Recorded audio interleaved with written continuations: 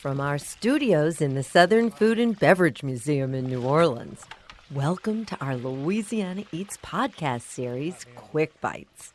I'm Poppy Tooker. My name is Donnie Landry, and I'm the oldest of these guys, and I'm the one of them that put all these guys together. So that's what I do. I don't have a title. Eric Molina is my name. I'm a COO of Don Seafood. My name is Mike Landry. I'm the brains of the organization and the good looks, and that's it. I'm Tracy Landry. I'm the vice president and the youngest in the organization. But Donnie, the oldest, is the president. He just forgot. As you can tell, when it comes to family, the Landrys of Don Seafood are as authentically Louisiana as it gets. When I first made their acquaintance, they were reminiscing about the fun they'd had creating some of the restaurant's best-selling dishes right on the dock of their fishing camp in Port Sulphur. When they agreed to let me come to the camp with them, I couldn't resist bringing you all along with me. First, I had to hear the whole story of Don Seafood. Let's start off at the very beginning, which is 1934, when the original Don Landry is just 24 years old, and that's where the story begins. Who is he to you all? That's our father. That's Tracy and I's father. That's your father. Right. And he borrowed $400 from his uncle to start the business, and it was right after Prohibition, so it was called Don's Beer Parlor. Don's Beer Parlor, and that was in Lafayette, correct? Right, that's right, downtown Lafayette. And the restaurant is still there today. Same location. Same right. Corner. And it was in the back of his dad's meat market, which he had the town meat market. And they deliver meat on bicycles back then. So that was back in 34, 34. And then 38 or 39, his brother Ashby started running the business because Don went back to the service to help the family because it was in the depression. It was in the depression, and they came back and he'd send money home to feed the family. So he was in the armed services. He was actually in the Seabees. They were building a levee right below Carrot Springs at that time. And this was before World War II. So yes. So 39, I would have been about 39, and then into World War II, and he stayed, and he'd fly out of California to he was a radio man, fly out of California to Hawaii and back. Crashed in San Diego Bay, and he was one of, I think, 7 of 9 survivors. Wow. That survived that deal. But anyway, so that he came back, and they made Ashby a partner, and it became Don Seafood Inn, and at that time. And then in 1951, our Uncle Willie Landry was running the grandfather's meat market, and they joined the meat market and the restaurant and made it all one restaurant. And Willie joined Don Seafood and Steakhouse, and that's when it was changed to Don Seafood and Steakhouse. But there was 11 children. There was 7 sisters and 4 brothers. 7, yeah. Well, that must have made for a whole lot of cousins in that next generation, too. Yes. About 42 heirs, I believe. How far back do archival menus go? What do you know about the food? They started serving like sandwiches, but they were po' boys, and they were doing shrimp and oyster po' boys, and then they started getting crabs from Sherrington. They'd go pick them up, the freshwater crab from Sherrington. They were big and huge and delicious, and they'd bring those in and they'd boil them, and then they started making stews, and the menu kept growing. Is there anything that was uniquely Don's that grows up from that period of time? We were the first person that ever farm-raised crawfish in farms. These guys, their fathers had their own first they called it a crawfish ranch back then, which I always thought was funny. But crawfish ranch, they had some of the first catfish ponds in the state. So a lot of the Louisiana food that you see, the seafood platters, the etouffees, the crawfish in general in restaurants, you look at Don's and you'll find where it started. It's really the truth. People told them they were crazy to put crawfish in a restaurant. They said, man, people ain't going to eat them bugs. Y'all going to embarrass yourselves. Well, there was sort of a feeling at that time anyway. I know from Marcel Bienvenu that crawfish was sort of the thing you ate in secret. You didn't eat it in public, Right. you know. You didn't let anybody know you were eating crawfish. And so you all are a big piece of making that bridge into crawfish becoming socially acceptable in public. I would think so. I don't know if we actually claim that, but yes, I think a lot of the New Orleans. It seems to me, and learning about food, the New Orleans areas was a lot more fine cuisine than what we were serving. With Cajuns was a working man's food. A lot of things, etouffees and gumbos and crawfish, they were kind of a common man's food before we made them fancy. It was an everyday soul food type of thing, and fried shrimp and catfish. Unique grew in Acadiana area that grew. Now it grew all over, but that's where it really came from, because New Orleans back then was more. They leaned towards Creole. And different soul influences. It seemed like the Cajun was more of a working man. Like I said, nobody ate crawfish. I remember going catching crawfish to eat. As a kid, that you didn't go buy them. You had to go catch them. So it was different. It wasn't a lot of people eating them back then. It really wasn't. They said when they had the ranch that they would fly over and drop meat and food to them, and that's why the crawfish stand up with their claws up when you walk up on it, because that's how they used to get their food. Mike, that's a new one on me. Daddy told me it's got to be true. Y'all train the crawfish to do that classic move. Yeah. Golly, I'm so many things. Thank Don's for that. We trained them. Wow, many things I knew, but I didn't know how the crawfish learned to do that. That's something else. And let's go back to Grand Isle, though. There's that great picture, and I don't know who's in the picture, and I'd like to know more about the chicken in a bag. Yeah. Mike grew up in Grand Isle because his father was running the Grand Isle restaurant. He was the youngest of the brothers that came in last. I think he was working in the Merchant Marines.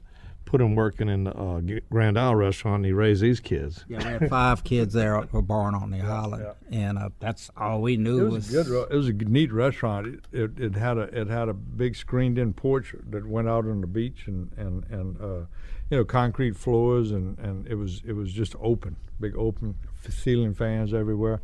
No air conditioning, just ceiling fans. Of course. So, but it was busy, and it was a busy restaurant in the summertime. In the wintertime, everybody stay in the winter, so it was kind of tough in the winter. So that's why they moved that crew.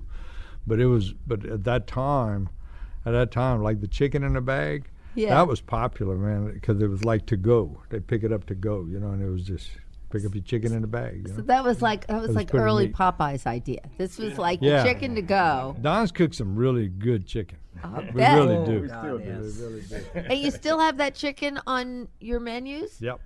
We have some chicken. We don't. It's not in a bag anymore, but we do have a great camp. We call it camp chicken on our menu. It's one of those things that kind of came from the camp. We call it. So we'd always bring it to the camp, and Eric was the one that brought it a lot, and we'd feast on that. He'd bring a big bag full of it. We didn't have a lot of resources at a lot of the camps we were at, and we got tired of eating ham sandwiches and living out of an ice chest, so we'd bring fried chicken, and fried chicken cold was always good. So then everybody, you'd eat it right out of the ice chest. You with a beer, you were good to go, and so it got to be a thing. Every time we go to camp, hey, y'all bring some camp chicken, and we'd fry up a bunch of chicken and put it in the ice chest. So that's kind of where that started, but. Tell me about the place where the fine food was and the chicken in the bag was too. Well, we brought from Lafayette. They had the same kind of sign in Lafayette hanging at Don's downtown, right over the kitchen door. Said out of these, it said not home of fine foods, but some of the finest foods in the world come out of this kitchen. And I remember that sign. Cool, and we got a picture of it somewhere. But that's the gumbo and the etouffees that we're known for that. Crab au gratin, the seafood platter. We got a great seafood platter, and fried shrimp. We got a great catfish, and that's why we opened up a catfish pond. We needed the resource. We couldn't get enough catfish. We'd run out of catfish, so they'd open up their own ponds. That's why we opened a crawfish. Our fathers opened a crawfish ponds, because we were busy. We was a busy restaurant. We needed to supply it, you know. And we had busy restaurants, and that was the whole purpose of that. Where were those operations? The Crawfish Ranch was in Henderson, and they had I used to know it was about it was 500 acres, of swamp, and we got some old pictures of guys in pirogues and that would fish the crawfish for us, you know. And they would bring them to the plant right there in Henderson. It was right across from Pat's Restaurant on the bridge, right there. That's where the Crawfish Ranch was. That was located right there on a corner of the Crawfish. That's where the peeling plant, and it was like the first in Louisiana. Incredible. Yeah. And the catfish thing really fascinates me because, you know, people associate farmed catfish with, Right. well, particularly Mississippi seems to have gotten Right. somehow a leg up on Louisiana in recent years. But it was really Don's Fine Foods that starts the catfish farming? When Mississippi was starting their catfish ponds, Don's was starting it at about the same time. We've been an evolving thing and try to help you answer that question, you know, about where the foods and the fine foods came from. I think, you know, we've evolved. If you look back at Don's Beachcomber, Don's Beer Parlor, you know, hamburgers, chicken in a bag, and then you say fine foods and what we're serving today. What Don's has always done, I believe, is served a good time, and they were good people and serving the best food and local products they could and quality food. You know, I don't know that they, you know, whether, you know, catfish was first or crawfish was first, but they cooked good quality fresh food and with love and care, you know, with the atmosphere that we still have today, the fun, you know, and so, you know, by the 50s and 60s, they started evolving and became a sit-down, you know, tablecloth restaurant. And, you know, the foods that really seemed to shine were the gumbos, the crawfish etouffees, the fried food, the fried shrimp, fried catfish. Complete crawfish dinners, complete crab dinners, you know, and you know, so you get a variety, and it's all good stuff. And Louisiana oysters, you know, and we're forgetting about oysters. I don't know when we actually, if it was one of our first items to sell, Donnie might know that or not, but I mean, we've been synonymous with oysters, you know, I mean, for so many years. They were making oyster po' boys and fried shrimp po' boys at first, you know. Some of those cooks we had, they cooked it one time, and they didn't need the recipe book after that. They just keep cooking it, you know. Yeah. Yeah, actually, if you remember the hush puppy, they did not always serve hush puppies. A competitor came to Baton Rouge, and Daddy said, we got to serve hush puppies. And we said, well, what recipe? And little Mary had worked with Daddy from the day she opened. I think she worked till she was 92, still worked there. But she said, Mr. Roller, I can make hush puppies. So she made some hush puppies, and they were delicious. And we said, Mary, what's the recipe? And she goes, I don't know. So we said, well, we got to have the recipe. So she'd make a batch. So she'd get a spoon and she'd throw the salt in there. We'd grab the salt out, we'd measure it up, you know, and she'd throw the onions and we'd weigh the onions. And that was the recipe. Yeah. You know, just original as could be. So you can take the same recipe and you give it to two different cooks and it's going to taste different. Yeah. And that's why that was the problem we were having. You know, we'd go to one restaurant and say, oh, your gumbo's not good. Our gumbo's better than yours, or vice versa, you know. That's why we had to start documenting, start getting to a central kitchen, and that took us a lot of planning, a lot of figuring it out, because we didn't know what we were doing, so we figured it out, and we're doing pretty doggone good with it. We're really proud of it. You should We're be. proud of the team that we built. Tell me how the restaurants grew. We've got this story of how it got from Lafayette to Grand Isle. Right. Then to Shreveport stayed there for 42 years, and then another crew went to Beaumont. They must miss y'all in right. Texas and North Louisiana now. Still got family. They do. We got some comments recently about when y'all coming back to Shreveport. You know? I go to Shreveport every now and then for different things, and every time I go there, I know some people there, and they just begging for Don's. You would not believe. They like Don's has got to come back. Remember when we were closing Shreveport, it was because of family, all the cousins trying to split up and all. But we did an ad in the paper and said that Friday and Saturday was our last days, and so they showed up, and it was like a funeral. Oh. Families came there and they were crying. My mama, we grew up here with y'all's menu and y'all can't close it. I think we had up to like $60,000 or $70,000 people were offering. We'll give y'all money. Here's $10,000. Please don't close.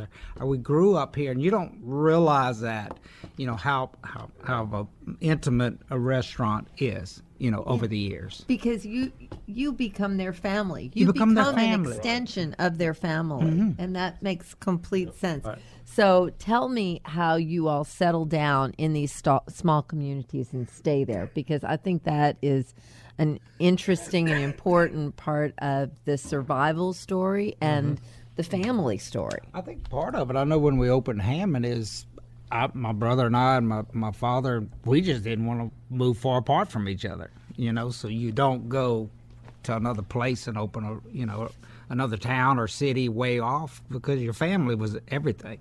Yeah. That's just, and like I said, we opened in Hammond because it was 30 minutes away from Baton Rouge. So I always tell people that I've never figured out how to run a restaurant without being in it. And I live here, so I can't go to Shreveport. I don't live there, and we've always had to be in our restaurants to give it that feeling. You talk about the labor and the different things and the cultures of these restaurants, and when we come out of them, you can't hire it done. So we have to be in them, and to keep true and keep that Louisiana feeling and keep that culture is kind of hard without us being in them and being part of them. So, we struggle with that, growing versus keeping it the way we want to keep it and keeping that pride and keeping that culture in it. We get a little, So to answer your question, I'm not ready to move to another town. And nobody else is either, is what Mike said. The third and fourth generation members are in the Lafayette restaurant. Donnie's daughter helps run that restaurant and his grandson are both in our management team in that restaurant. So we have third and fourth generations in that restaurant. The other restaurants right now, we don't have any other family members, but each general manager and operating partner in each restaurant started out as a entry level, either waiter or busboy or cook in our restaurant. So everybody that's operating partners have all started with us with our company and been here since they were basically kids. That's how I started. Like also. Family now. You left for a long time, and he came back and he said, it's just different. He did the corporate thing, and when I say people don't work for me, they work with me. It's your family. That's what you're there.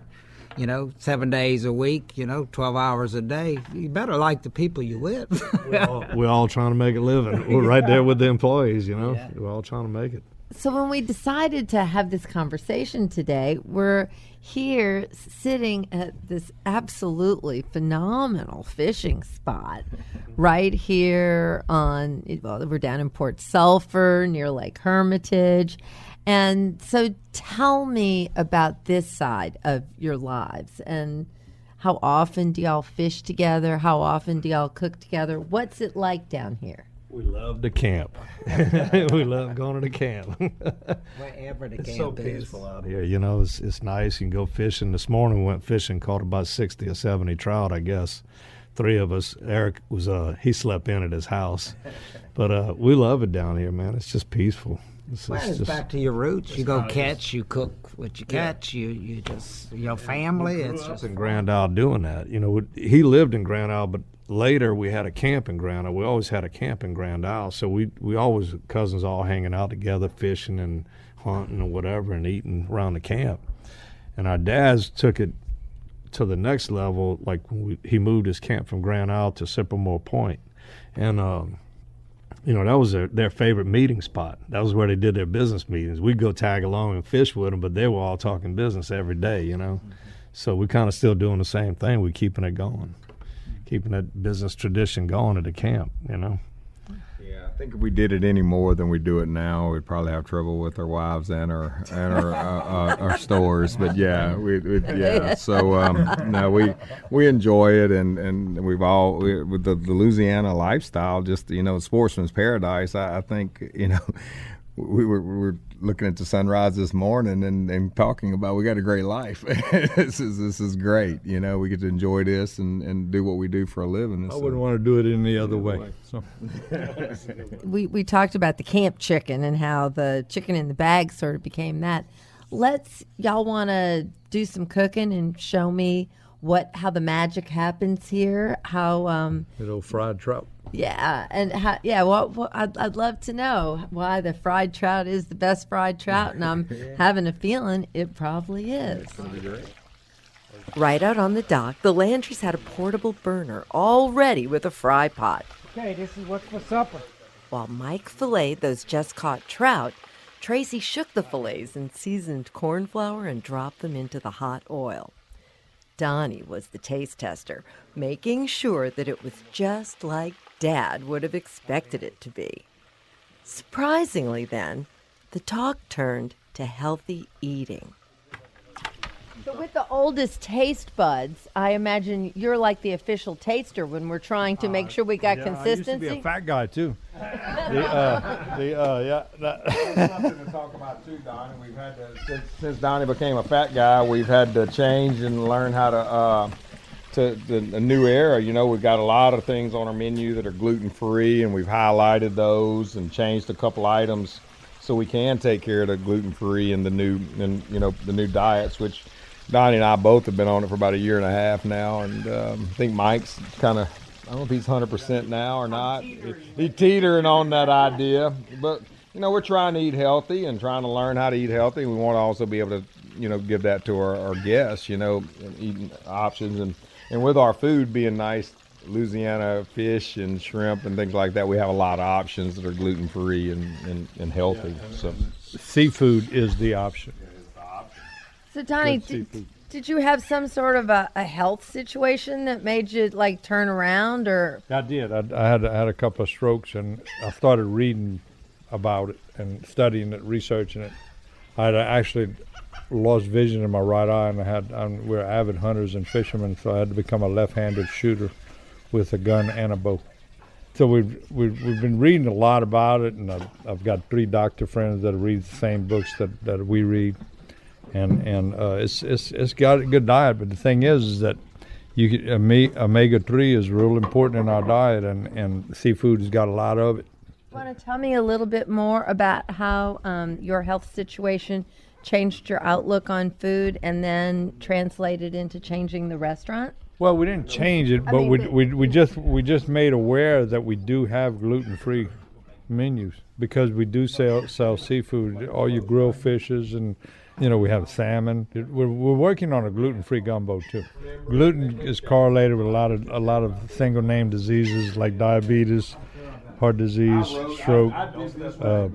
I cured psoriasis. I had psoriasis. It was kind of we thought it was a family inheritance, and I cured it after 65 years. I don't have psoriasis anymore, and it's because I'm off of the wheat and the grains. Wow.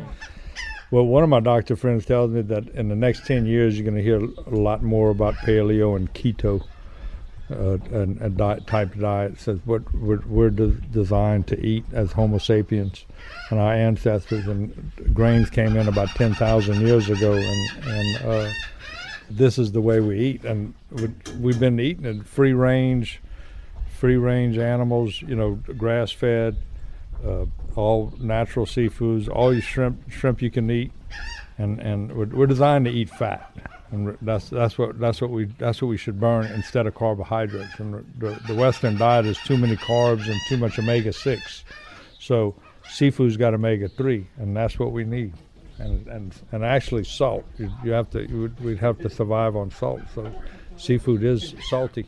Our guests are our friends, so we want to share the knowledge of a healthy lifestyle, and I call this feel-good food. You eat it and you feel good.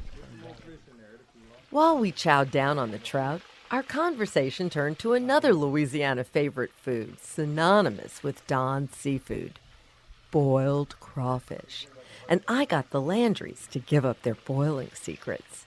We use our own seasoning, for one, and we concentrate a lot on soaking them. We soak them in a cold water bath instead of letting them overcook. If you soak them in the hot water, they overcook. We transfer the basket to a coal basket, a coal pot. It's a seasoned coal pot. Yeah, seasoned coal pot. Yep, it's got a lot of seasoning in the coal pot. Well, that's an added step that a whole lot of people don't do. They don't. They actually cook them while they're soaking. They actually overcooking a lot of times. I would think if you don't have another pot, we stick a water hose in it and start and cool it down. When you'll see them, they'll sink, and then throw ice on top. Yeah. And like it says, they soak it up, and they can soak for 15, 20 minutes if you want. They're not going to cook anymore, and it just really adds a lot to it. In a restaurant, you'd usually doing at home. You're doing one pot, one sack. In restaurants, you got another sack to cook right afterwards. So if you cool your water off and you ice your water down, you stop your cooking process, and you got to wait for that time. So if you take that crawfish out of the hot pot and set it in a cold pot, and then you can continue boiling that other pot to bring more crawfish. So that's kind of serve more, and you keep the rotation going. Never cool your pot down. Obviously, you guys are not in the crawfish ranching nor catfish farming business anymore. No. Tell me about your relationship with your suppliers now. So our catfish guy, same guy up for 40 years. 50 years probably, which is Herring's Pride, catfish out of Louisiana, out of kind of Winsner, Louisiana. We just all of our vendors, seems like we've been with for so many years, and a lot of loyalty from them and us. And we've realized that, if we treat them right and take care of our vendors and become partners with them, we get better quality things, get better service. We flooded in Denham Springs with the flood. Was that 2 years ago? We had right at 3 foot of water through the whole building. We reopened the restaurant full service in 11 days. Wow. And it was due to we had the vendors. Everybody else in the town was months and months and months putting it back together. We were back open and running in 11 days, to the fact that people were wondering how we had done it. And it was because we had such good relationships with our vendors. They all came and fixed everything we had. Our Coke guys, our beer system guys, our coolers, our air conditioners, our contractor, everybody showed up. We had round-the-clock crews show up the first day to start re-putting us back together. And they were calling me. So that's the kind of relationship we've always had with all of our communities. We've just been there. And most of those companies, we've been with them for like 40 years, at least 40, 45 years. We're dealing with second generation of the vendors. Right. Their kids are running the companies, and we're dealing with them now. Well, what a delicious past you have. The present tastes pretty terrific too. So, what's the future of Don's Seafood? Well, we're gonna make sure that the tradition carries on and continues after we're gone. So, and that's a big part of what we've been doing the last 15, 20 years really, and preserving that and carrying that tradition on further with our food, because it's a product that it doesn't get old. I mean, I've been eating it all my life, and I'm still eating it, and I love it. It's good. We definitely have plans on growth. We definitely plan on opening more restaurants. We've got a vision of leaving this restaurant in better hands than us. We're training people. Our team is amazing. The young men I mentioned earlier, and women. We have a young lady running our Covington restaurant, but they've all started from ground level positions. They're all vested. They all want to be here. They want to see us succeed, and they're driving us up a hill. So we have no choice. We're gonna grow with this team and take them forward. In what direction? We love what we do, and we want to keep our culture and our feeling in these restaurants. So we don't know exactly what our next move is in a restaurant, if we'll open another one, but we definitely have lots of new innovative stuff coming in the ones we have right now, for sure. Well, this has just been one of the most delicious days of my life on a Louisiana bayou. So there you go. Thank you so much for inviting us down here, and for the delicious, delicious food, but most of all, for that wonderful family story. It's an honor to know you guys. Thanks for having me. Thank you. Thank you. You know the way here now. Just come on back. There you go. The Landry family, third generation of Don's Seafood at their fishing camp in Port Sulphur, Louisiana. For locals and visitors alike, there's something special about each plate served at Don's Seafood. It's made according to a family recipe that's older than you are, probably older than your parents, too. Don's Seafood is as truly Cajun today as the day Don Landry Sr. served that first plate 80 years ago. While they don't mess with the original recipes, they've just released a new series of videos that show a whole new angle on Don Seafood's authentic Louisiana food and lifestyle. There's a link to the videos in today's show notes. If you enjoyed this Louisiana Eats Quick Bite, be sure to subscribe to our podcast so you won't miss a delicious upcoming serving of Louisiana Eats. Visit poppytooker.com for lots more recipes and delicious food ideas, too. Louisiana Eats original theme music composed by David Pomerleau and performed by Johnny Sketch and the Dirty Notes. Thanks to Sarah Holtz and Reggie Morris, who produced this podcast, and Maddie Mullidew, our social media maven. Check us out on Instagram, Twitter, and Facebook. I'm Poppy Tooker. Thanks for listening. And special thanks to the Landry family of Don's Seafood, who made this episode possible. Go visit them today at one of their restaurants in Lafayette, Gonzales, Denham Springs, Hammond, Covington, or Metairie. This Louisiana Eats Quick Bite was produced by Poppy Tooker Broadcasting.